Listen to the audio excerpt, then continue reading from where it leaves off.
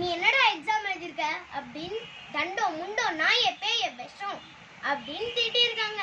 என்ன திட்டுறாங்கன்றது கூட தெரியாம அந்த பையன் போயிட்டு ஆபீஸ்ல இருந்து கோவமா அவங்க அப்பா கிட்ட போயிட்டு சொல்றான், அப்பா அப்பா இந்த தண்டம்னா என்னதுப்பா அப்படின்னு கேக்குறான். நம்ம வீட்டுக்கு சும்மா சும்மா வராங்களேடா சொந்தக்காரங்க, அவங்க தாண்டா தண்டம் அப்படின்னு சொல்றாங்க.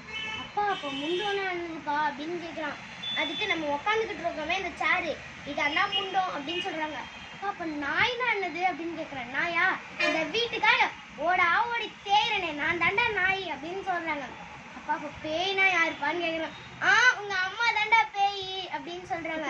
அப்போ விஷம்னா என்னதுப்பா அப்படின்னு கேக்குறான். உங்க அம்மா காலைல தினமும் காஃபின்னு ஒண்ணு போட்டு தரா பாரு அதாண்டா விஷம் அப்படின்னு சொல்றாங்க.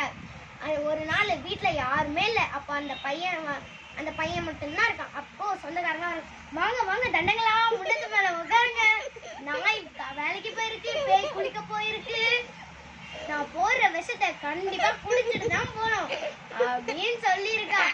அவ்வளவுதான், எல்லாம் மிரண்டு ஓடிட்டாங்க.